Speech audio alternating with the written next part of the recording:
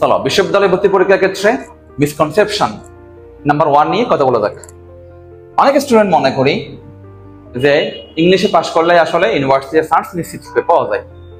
এটা স্টুডেন্টের মনে গাঁথার অন্যতম কারণ হলো কোচিং সেন্টারগুলোতে ইংলিশ নিয়ে এত বেশি পরিমাণ হাইপ তোলা হয়, একই সাথে বিভিন্ন তথাকথিত ইংলিশের টিচাররা এই একটা বিষয় স্টুডেন্টের মাথায় ঢুকিয়ে দেয় যে বাবা তোমার বেশি নাম্বার পাওয়ার দরকার নাই, তুমি শুধুমাত্র ইংলিশে পাশ করো, ঠিক আছে?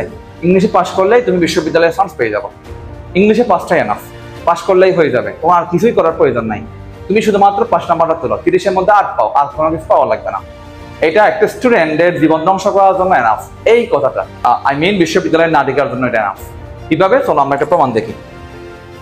তোমরা যারা সিইউতে ডি ইউনিটে পরীক্ষা দিবা, আমি জাস্ট একটা এক্সাম্পল দিই। সো আমার লেকচারটা যারা শুনতেছ, এখানে সায়েন্স, কমার্স, আর্টস সবাই থাকবা। সো আমি আমার একটা ইউনিট নিয়ে কথা বলি যেখানে সায়েন্স, কমার্স, আর্টস সব স্টুডেন্টরাই পরীক্ষা দেয়, ঠিক আছে? সো বি কিন্তু মোটামুটি সবার জন্য একটা কাঙ্ক্ষিত ইউনিট। এখন তুমি সিইউ ডি ইউনিটে পরীক্ষা দিবা সাপোজ। এখন এখানে কি কি সাবজেক্ট পড়তে হয়? বাংলা হলো 30 নম্বর, ঠিক আছে? এখানে ইংলিশ আছে, এটাও 30 নম্বর। এখানে হলো আইকিউ আছে, আমরা যেটাকে অ্যানালিটিক্যাল অ্যাবিলিটি বলি, এটা হলো 20 নম্বর। এবং জিকে আছে অথবা ম্যাথ বলতে এটা internal math, science student answer করবে, অথবা ইকোনমিক্স আছে, দেখুন একটা, ঠিক আছে? 20 নম্বর, যদি বা অধিকাংশ স্টুডেন্ট জিকে আনসার করে। এখন আমরা দেখি আসলে একটা স্টুডেন্ট যদি শুধুমাত্র ইংলিশে পাস করে, নট ভালো নাম্বার, যদি সে আসলে ইংলিশে পাস করে তাহলে সে আসলে বিশ্ববিদ্যালয় টিকবে কিনা একটু দেখি। চলো, ধরো খুবই ভালো স্টুডেন্ট অথবা এভারেজে ভালো একটা স্টুডেন্ট, ওকে, পরীক্ষা দিল, সে আসলে কত বড় নাম্বার পেতে পারে? আমরা বিগত বছরগুলোর আলোকে একটা রাফ আইডিয়া নিই, ঠিক আছে? বাংলায় কোন একটা স্টুডেন্ট, আমি মনে করলাম সে খুবই ভালো, সে বাংলার মধ্যে 25 পেল, ঠিক আছে? ইংলিশটা পরে বলি, আইকিউ, ঠিক আছে? আইকিউতে ধরো 20, যদিও বা সম্ভবত 7 পেলে পাস। এখন ধর কোন একটা স্টুডেন্ট আইকিউ মোটামুটি সে ভালোই পড়ছে এবং সে ভালোই নাম্বার পেল, ঠিক আছে?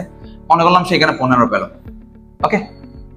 এরপর হচ্ছে কি জিকে অথবা ম্যাথ অথবা ইকোনমিক্স, মনে করলাম সে খুবই জিকে ভালো পারে অথবা সে ম্যাথ খুবই ভালো পারে, ইকোনমিক্স খুবই ভালো পারে, সে মনে করে এখানে 20-এর মধ্যে 15 নাম্বার পেল, এখানে খুবই ভালো নাম, খুবই ভালো মার্কস, খুবই ভালো মার্কস। এখন সে ধরো ইংলিশে শুধুমাত্র পাস করছে, ঠিক আছে? 30-এ 8 পেলে পাস, মনে করলাম তার আরো 2 নাম্বার বেশি পেল, সে আসলে 10 পেল, ঠিক আছে? 10 পেল সে।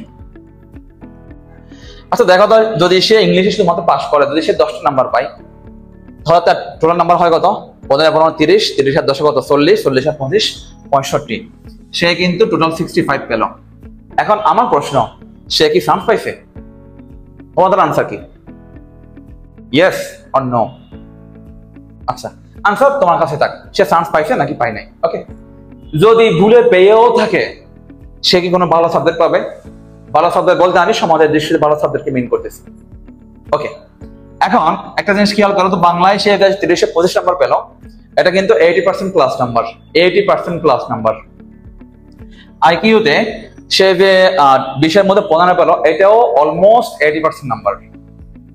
জিকে তে সে 20-এর মধ্যে 15 পেল, এটাও কিন্তু অলমোস্ট 80% নাম্বার। এখন সে যে ইংলিশে 30-এ 10 পেল, সে শুধুমাত্র পাস করছে। কিন্তু এই স্টুডেন্টরা যদি ইংলিশের মধ্যেই 30-এ যদি সেম বাকি সাবজেক্টগুলোর মতো 80% নাম্বার পায়, 80% নাম্বার বাদ দাও, সে 70% নাম্বার পেল, তো 70% নাম্বার মানে কত? 21, 80% মানে কত? 24। আমি 21 আর 24 এর মাঝামাঝি কোনো নাম্বার ধরে ধর 22, সে 22 পেল, তার মানে সে এখানে আরো 12 নাম্বার এক্সট্রা পেল, ঠিক আছে? 12 নাম্বার এক্সট্রা পাওয়ার কারণে তার নাম্বার হয়ে যাবে, দেখো কত? 77। এখন তুমি বলো এই স্টুডেন্টের চান্স পাইছে নাকি পাই নাই?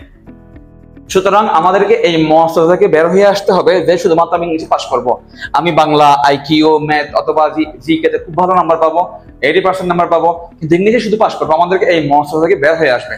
সুতরাং যে সকল পণ্ডিতরা বলে এবং যে সকল ব্যক্তিরা বিলিভ করে যে ইংরেজিতে পাস তো ভার্সিটিতে চান্স, এটা যারা বিলিভ করে এই জায়গা থেকে বের হয়ে আসতে হবে। আমি বলি এভাবে, ইংরেজিতে শুধু পাস তো ভার্সিটি ভর্তি পরীক্ষায় বাস, শুধু পাস করবা বাস খাবা, বাট 80% নাম্বার পাবা, 70% নাম্বার পাবা বা আরো বেশি নাম্বার পাবা, তুমি কিন্তু নিঃসন্দেহে চান্স পাবা। কারণ তোমার বাকি সাবজেক্ট গুলো ভালো হয়েছে, ইংলিশ ভালো হলে তুমি সবটা মারবা, খুবই ভালো সাবজেক্ট পাবো। ঠিক আছে, আরেকটা বিষয় মনে রাখবা, শুধুমাত্র পাস করা এবং শুধুমাত্র ফেল করা দুইটার মধ্যে কোনো পার্থক্য নেই। তোমার কিন্তু তোমার নামটা মেরিট লিস্টে আসতে হবে। মেরিট লিস্টে আসার জন্য তোমাকে অবশ্যই ভালো একটা নাম্বার ক্যারি করতে হবে।